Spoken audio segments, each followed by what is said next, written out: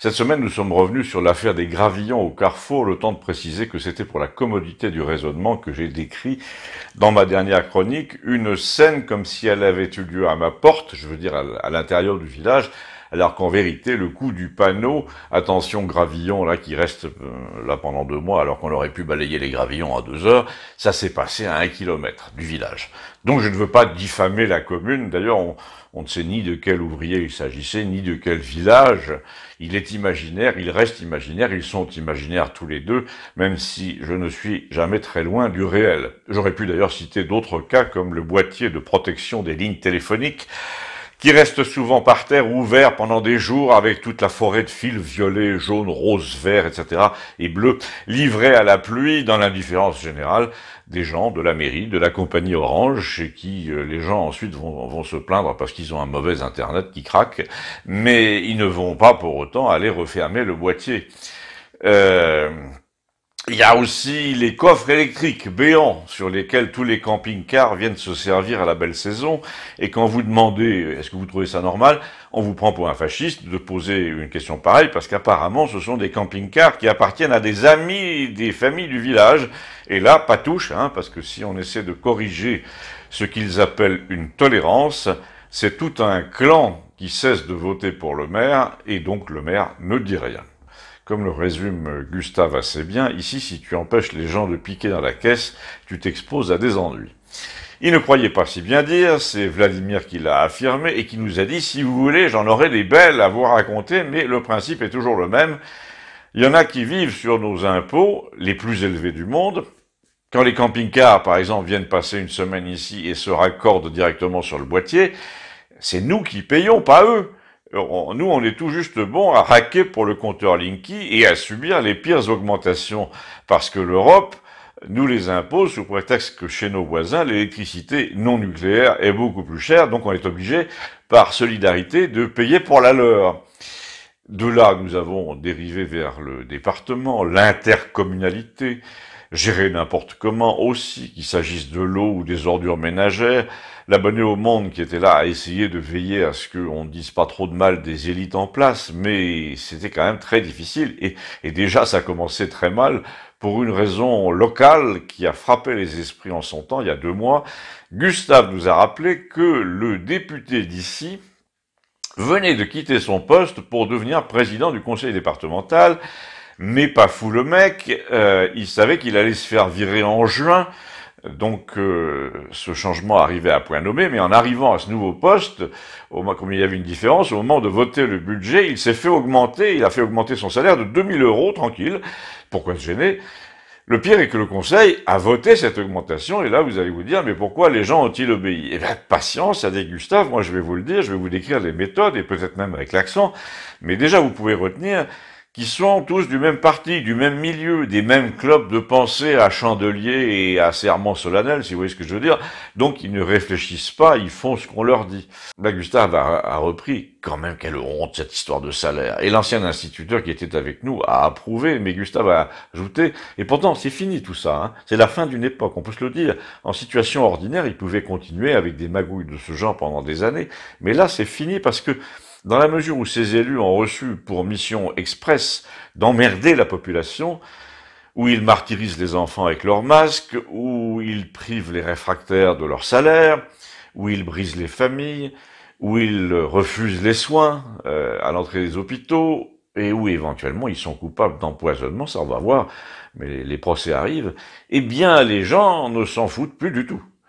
Et Gustave a expliqué encore que le type dont nous parlions, là, le député démissionnaire, un bon paysan qui porte un nom bien d'ici, un nom en hack, et qui est du parti de tout le monde. Vous savez, le parti mou du bide, genre gaulliste à 2 rendez-vous annuels, Colombey et Oradour. Enfin, ce que Gustave appelle la droite de salle polyvalente. Eh bien, aux dernières élections, le type en question, a-t-il dit, s'est présenté sur les affiches avec Macron, qui était juste derrière lui. Là, c'est pareil, les gens se sont dit, mais comment ose-t-il, alors que 15 jours plus tôt, pendant la campagne, il disait que c'était un branleur sans expérience.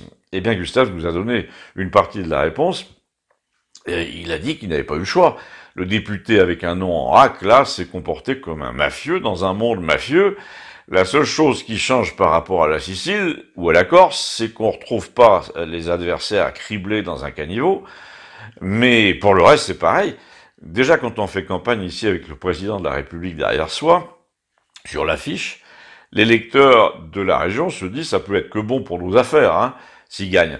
Ensuite, le parrain local, quand il vient faire campagne, est-ce qu'il te dit, viens, vote pour moi, j'ai un bon programme pour l'élevage, je vais t'expliquer ce qu'on va faire ça et ça. Non, il ne te dit pas ça du tout. Alors qu'est-ce qu'il te dit? Ben, il te dit, mais tu me connais, tout le monde me connaît ici, c'est pour ça que tu vas voter pour moi, et je ne serai pas ingrat. Donc en gros, c'est pareil qu'à Palerme, on te propose une protection en échange d'une allégeance, il ne manque que le soleil et les calaches. Alors l'abonné au Monde a dit, oui, mais ça fait quand même une différence, hein. Eh ben, écoute, a répondu Gustave, en nombre de morts, en fait, non, pas tellement, parce que les paysans siciliens qui disent non à leurs parrains, mettons qu'ils soient 12 chaque année, à être flingués en représailles, tandis qu'en France, ceux qui se suicident sont 400 par an, et je te parle pas de l'alcoolisme et des cancers liés aux produits chimiques d'exploitation. En plus, a encore dit Gustave, qui était très remonté ce jour-là et très soutenu par l'ancien instituteur dont la femme était fille d'éleveur, une femme dont le père s'était d'ailleurs pendu, pour ces raisons-là. En plus, a-t-il dit, quand tu regardes bien, ce sont les mêmes mécanismes financiers complètement opaques qui conduisent ces gens à la ruine. Ici, ils sont en coopérative laitière, soi-disant parce que comme ça, les comptes sont transparents. En fait, leur copé, là, possède 6 ou 7 holdings qui piquent l'argent des pots de yaourt pour aller placer les profits sur le marché financier, des profits qui ne redescendent jamais vers les éleveurs. Mais je vais te dire, il y a encore pire, il y a encore plus mafieux. C'est le comportement de ton ancien député, là. Il parlait à l'abonné au Monde, qui a répondu, mais c'est pas mon ancien député. Si, a dit Gustave, écoute, j'ai même une photo qui vous montre, il y a quelques mois, tous les deux masqués devant un silo, en plein vent d'ailleurs, c'était l'année dernière. Mais c'est pas la question. Ton ancien député, donc, a-t-il dit, le macrono-compatible, là, qui s'augmente de 2000 en arrivant au conseil départemental, eh bien, tu sais ce qu'il fait en ce moment? Eh bien, ce salopard est en train de téléphoner à tous les petits maires pour leur dire, si tu donnes ta signature à Zemmour, tu n'auras pas de subvention l'an prochain. Et entre parenthèses, en disant aux nôtres aussi, aux maires de Campagnol, je te verrai bien candidat à la députation, toi, si tu fais ce qu'on te dit. L'abonné a répondu, je demande à voir ça. C'est tout vu, je le tiens du maire de Guérinac qui me l'a dit, et qui a dit aussi que 3 maires de son canton avaient reçu le même coup de fil. Eh bien, en ce cas, il fallait l'enregistrer, a dit l'instituteur. Non, c'est illégal, a dit l'abonné au Monde. Alors là, nous allions partir dans des digressions sur les écoutes légales ou non, mais Léon a recadré tout le monde et il a dit, ça sert à rien, de toute façon, d'intimider les gens comme ça pour plusieurs raisons. D'abord, je maintiens que notre ami, là, ne se présentera pas, ou qu'il va essayer une entourloupe de dernière minute, sans doute un report de 6 mois, mais pareil, il se présentera pas au bout du compte. Ah ben, on se demande quel prétexte il va trouver. Il n'y a plus d'épidémie, a dit Vladimir. Ah non, il va nous faire le coup de l'ordre public, tu vas voir. Il va dire qu'il reporte tout pour défendre l'ordre public. Et il suffit par exemple d'un type sous amphétamine qui fonce dans la foule au volant d'une Clio, et hop, ça y est, c'est fait. Mais l'autre chose qui est en liaison avec l'ordre public, c'est qu'en fait, a dit Léon toujours, on est en train de découvrir le poteau rose dans plein de domaines en même temps. C'est ça qui énerve les gens. Tiens, voilà Bernard et Suzanne. Alors, vous avez trouvé une maison, leur a-t-on dit. Non, mais on y allait justement. Et en fait, ils passaient me rendre un outil et ils ont filé tout de suite vers Villeneuve, où ils avaient rendez-vous avec une agence. Où en étions-nous, a dit Gustave quand ils sont partis. Ah oui, les gens sont très très énervés. Le fait d'avoir imposé quelque chose qui tue, tout en interdisant quelque chose qui soigne, alors ça les énerve au premier chef. Ensuite, a dit l'instituteur, le fait d'avoir perverti la vision de la vie chez les enfants avec leurs masques, là, d'avoir inventé un faux danger pour eux, d'avoir codifié les choses en parachutant des règles stupides de Paris dans un univers, la classe rurale, où normalement c'est la loi locale qui s'applique, et tu ajoutes à ça le fait qu'ils veuillent piquer carrément les gosses, alors qu'apparemment ils auraient 50 fois plus de risques de faire un pépin sérieux, qu'avant l'opération, et tu rajoutes le fait que, vrai ou non, mais apparemment c'est vrai, qu'en Australie, on refuse désormais aux mères qui ne sont pas en règle d'aller voir leur enfant cancéreux à l'hosto. Et là, le tableau est complet pour rendre les gens vraiment furieux. Mais c'est peut-être ça qu'ils cherchent après tout. Ensuite, a dit Vladimir, j'ai regardé les débats au Sénat l'autre soir. Eh bien, écoutez, c'est invraisemblable le fric qui disparaît dans ces fameux cabinets de conseil. Cette histoire de McKinsey est un scandale de première importance. Les pays ne sont plus gouvernés par des gens élus, mais par des fils d'eux partout, qui prennent 30 briques par mois pour voler des millions sur le compte des États, en produisant des rapports complètement bidonnés. Et quand le Sénat, en commission d'enquête, leur demande « Est-ce qu'on peut savoir quelle est la prestation réelle que vous avez fournie en échange de 496 000 euros ?» Eh ben, les mecs te disent « On a pu identifier les questions liées à la problématique spécifique de l'enseignement. » C'est-à-dire qu'en fait, les mecs prennent déjà 6 mois pour définir leur méthode de travail. Alors, je te raconte pas dans combien de temps ils vont proposer les premières solutions. Punaise, a dit Vladimir, mais moi pour 10 euros, j'identifie d'abord la grosse arnaque, hein. C'est pareil au ministère de la Santé, Christiane m'a dit ça, en 2019, il y a 2 ans, les cabinets de conseil prenaient 2 millions d'euros. Et ben cette année c'est 26, et l'an prochain ce sera quoi, 50? Et ça seulement pour la santé. Oui, 26 millions, a dit Gustave, grâce auxquels on aurait pu maintenir des services hospitaliers ouverts, et surtout on aurait pu se passer de leurs conseils à la con, là, on aurait moins dépensé, on aurait soigné les gens, on n'aurait pas foutu l'économie par terre au passage, donc on économisait de tous les côtés à la fois. Bon, alors là, tout le monde allait partir dans la direction interdite, je le sentais, qui consistait à débattre sur le fait que les États dans le monde qui ont en ce moment le taux d'individus à 2 ou 3 fléchettes le plus élevé, comme la Malaisie ou comme Israël, sont aussi ceux où les morts sont les plus nombreux, on n'y peut rien. J'ai essayé de calmer le jeu en revenant au cabinet de conseil d'études et j'ai dit, il faut pas croire que tout ça, ce sont seulement des grandes agences basées à Paris.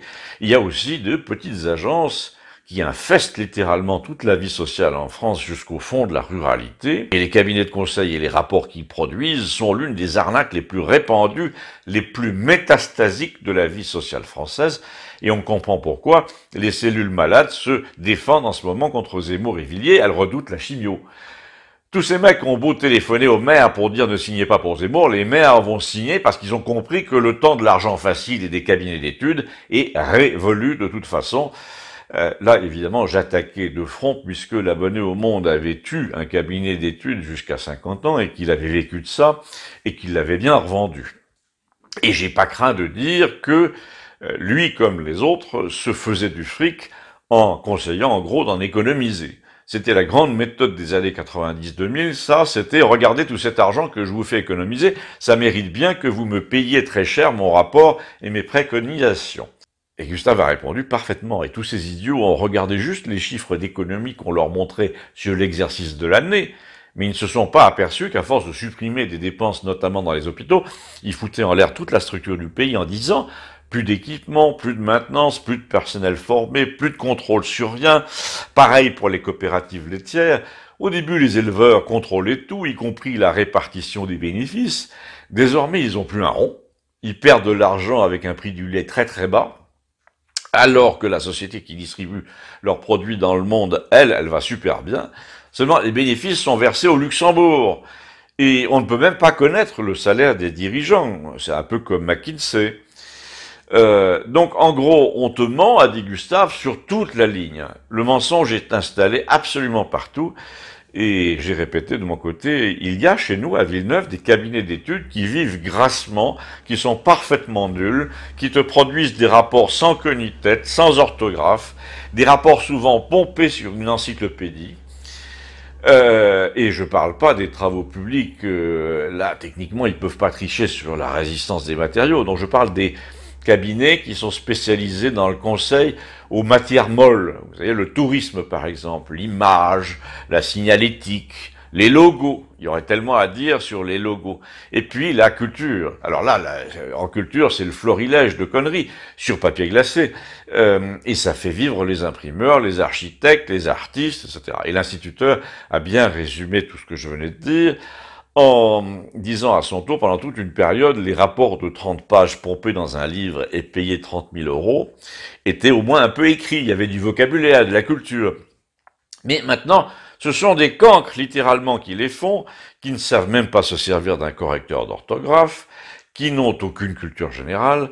On peut retrouver facilement leur plagiat sur Internet avec n'importe quel moteur de recherche.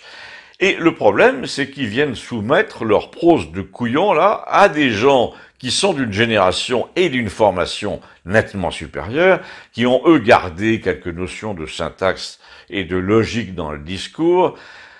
Donc, les mecs qui voient arriver cette prose lamentable sont horrifiés par ce qu'ils lisent. J'ai même vu des conseils généraux obligés de faire refaire le rapport qu'ils avaient commandé par un étudiant qui était content de toucher 500 euros, alors qu'on venait d'en dépenser 50 000.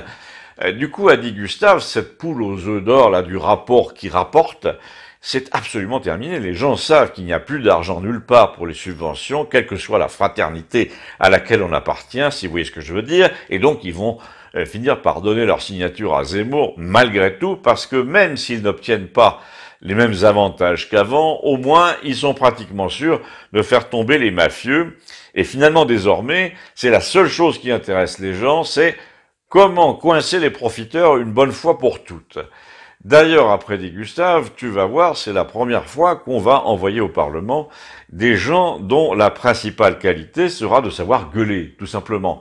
Ça va être le retour de la politique du 19e, on va aller chercher des gens dans les villages du genre La Salle, qui mangent une pizza dans le train, et pas ceux qui sont là pour profiter de leur poste avec François de Rugy et à coups de homard.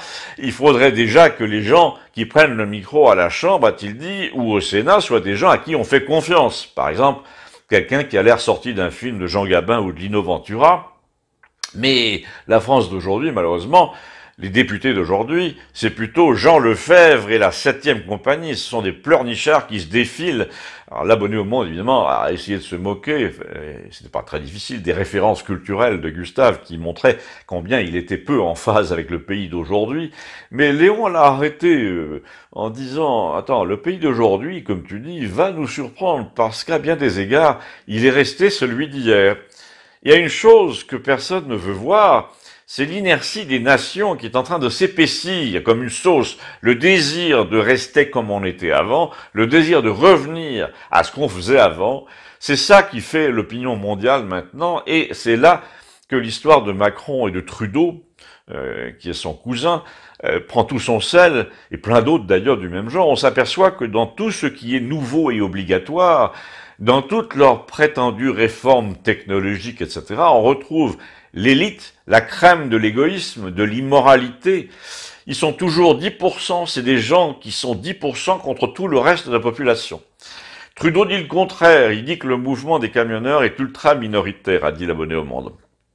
Ouais, a dit Gustave, comme Macron qui est à 12%, mais lui, ça fait un an qu'il fait truquer les sondages pour passer à 24%, donc au moins il essaie de garder les apparences. Avant de décider les trucs tout seul dans son coin, il essaie de te faire croire que t'es d'accord. Vladimir a dit, pourtant les apparences ne sont pas tellement sauves.